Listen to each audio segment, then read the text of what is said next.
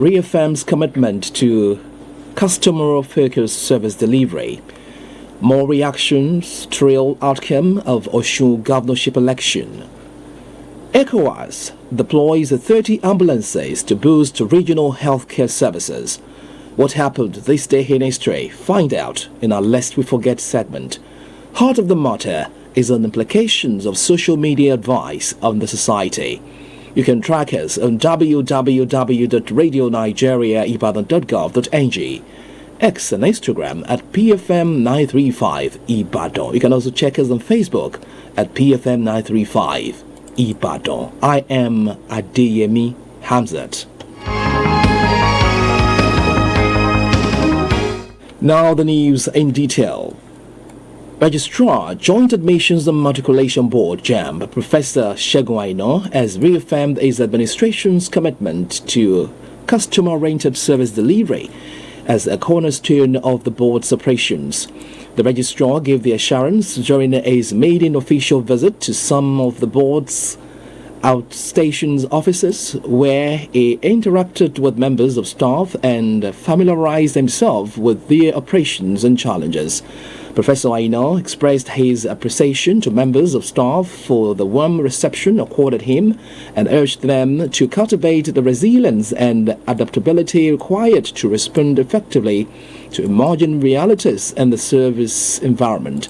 He assured them that the board will continue to deploy deliberate strategies, innovative initiatives, and appropriate technologies aimed at improving service delivery and enhancing the overall experience of its candidates. The Inter-Party Advisory Council, IPAC, has described the outcome of the Osun State governorship election as a victory for democracy and the rule of law. In a statement signed by its national chairman, Dr. Yusuf Dantale, IPAC congratulated Governor Ademola Adeleke on his victory in the election. The council also congratulated the Accord and the people of Osun State, commending what it described as their commitment to constitutional governance.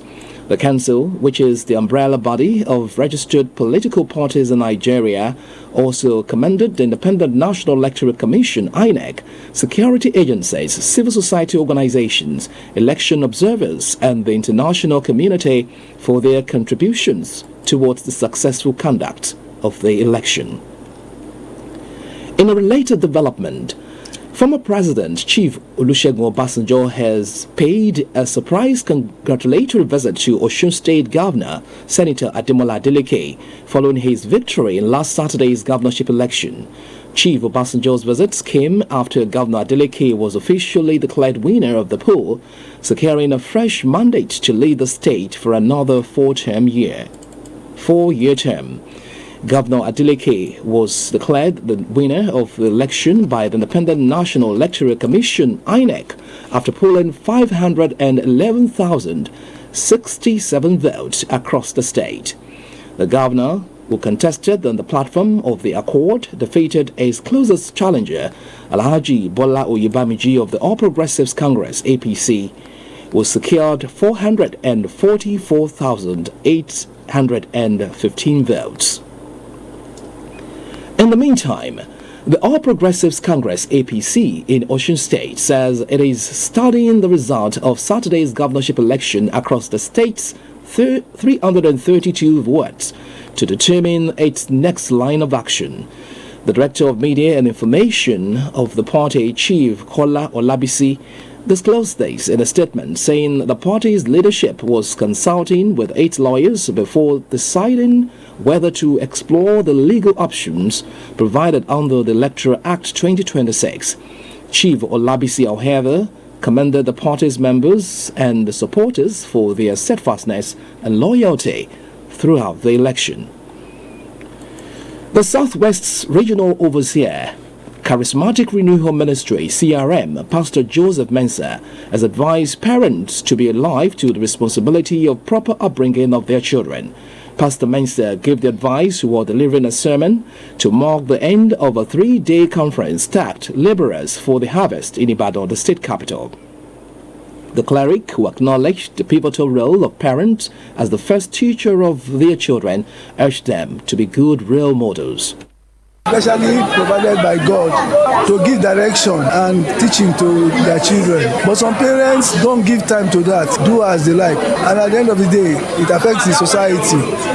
Also speaking, the National Director of Mission, CRM, Dr. Emmanuel Onwachukwu, urged the National Assembly to reconsider the recently passed Federal Road Safety Corps Amendment Bill 2026, which proposes a 50,000 naira fine, 6 months in prison, or both for anyone convicted of preaching inside commercial vehicles posed an impediment to the spread of the gospel. Earlier in an address, the State Overseer of the Ministries, Dr. Charles Esele, called on leaders to lead with the fear of God. Bringing in the harvest. You can't talk of harvest without the laborers. It's a privilege. It will not always be there. But while they have it, they shouldn't abuse it. They should use it to serve the interests of the people and to use it to honor God. Highlights of the program included Bible readings and special song renditions by members. You're on to the news at 11 on Premier FM 93.5. Stay with us.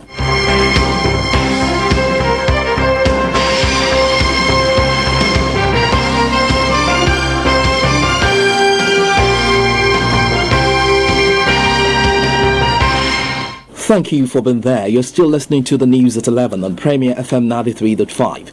This day in 1990, General Ibrahim Babangida completed and inaugurated the third mainland bridge in Lagos.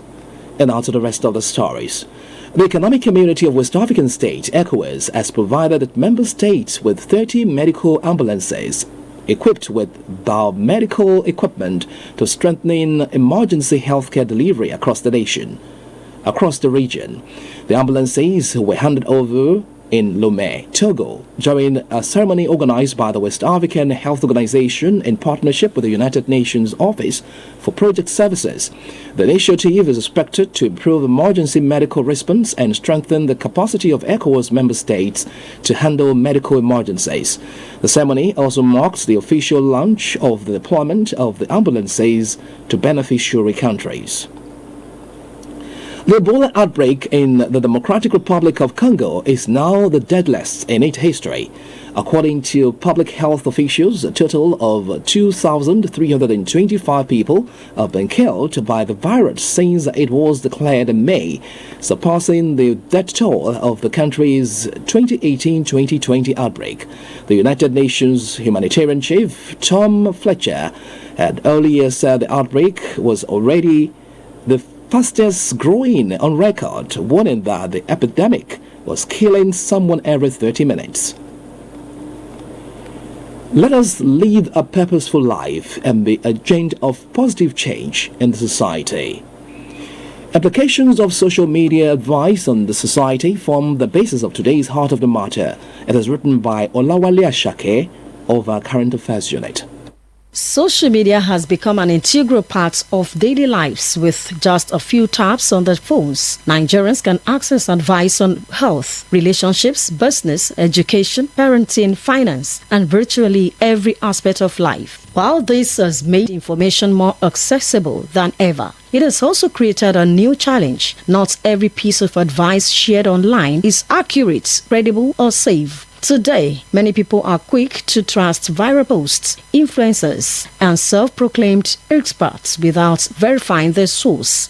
Unfortunately, this has led to serious consequences. Some have fallen victim of financial scams after following misleading investment tips. Others have endangered their health by receiving unverified medical advice instead of consulting qualified professionals. Social media advice can also influence people's attitudes and decisions, such that relationships thieves that promote unrealistic expectations have damaged families and friendships. Parenting advice from unqualified individuals has confused many parents, while false information about politics and public affairs has fueled division, hatred, and mistrust within communities. Young people are particularly vulnerable in their quests for acceptance and popularity. Many imitate harmful online trends without considering the risk. The pressure to live a picture-perfect life as portrayed on social media has also contributed to anxiety, low self-esteem and depression among many users. However, social media itself is not the enemy. It has helped millions of people learn new skills, grow businesses, access educational resources, and receive timely information during emergencies. Qualified professionals, government agencies, and reputable organizations also use the platforms to educate and empower the public. The real issue is not the availability of advice, but willingness to accept everything we read without questioning its authenticity. No doubt, social media have many benefits, including during emergencies where people share important information quickly. But not every piece of advice online deserves to be trusted. The number of followers, comments, views, or likes does not make the poster an expert or authority. A person may confidently give advice about finance, business, health, parenting, or relationships without having the needed knowledge. Some people also stopped taking their prescribed medicine because of a misleading online claim. What of a young Nigerian who begins to feel inferior because social media advice constantly indicates that someone of a certain age must be rich, happier, and more successful? The truth is that social media will often show the carefully selected moments, not the complete reality of people's lives. It is a platform where people see celebrations mostly, but not the struggle, the success, but not the years of failure, the smiling pictures, but not the private pain. As responsible citizens, it is pertinent to cultivate the habit of verifying information before acting on it or sharing it with others. Advice should be sought from credible sources, especially on matters relating to health, finance, education, and legal issues. Parents, schools, religious institutions, and the media also have important roles to play in promoting digital literacy and critical thinking. Social media is a powerful tool that can either build or destroy, depending on how it is used. The script on implications of social media advice on the society was written by Olawale Ashake of our Current Affairs Unit and read by Arinola Dada. To end the news at 11 on Premier FM 93.5 from the stable of Radio Nigeria. Here again are the top stories. Registrar, Joint Admissions and Matriculation Board, JAMB, Professor Segun Aina has reaffirmed his administration's commitment to customer-oriented service delivery as a cornerstone of the board's operations. More reactions have continued to trail the victory of Senator Ademola Adeleke in the Osun State governorship election. Governor Adeleke was declared winner of the poll by the Independent National Electoral Commission, INEC. The Economic Community of West African States, ECOWAS, has provided its member state with 30 medical ambulances equipped with biomedical equipment to strengthen emergency healthcare delivery across the region. That ends the news at 11 on Premier FM 93.5 from the stable of Radio Nigeria. But before we go, you can call these numbers for more information: 0802-334-5294 and 0803-242-9552, or visit number 617 Jibobu Crescent, Yaganku Quarters, or Badibimpe Road, Old Gbagi, Ibadan. Track us on www.radionigeriaibadan.gov.ng, X on Instagram, and Facebook at PFM 935 Ibadan. And that ends the news at 11, as edited by Oluwa Kayode Banjo. I am Adeye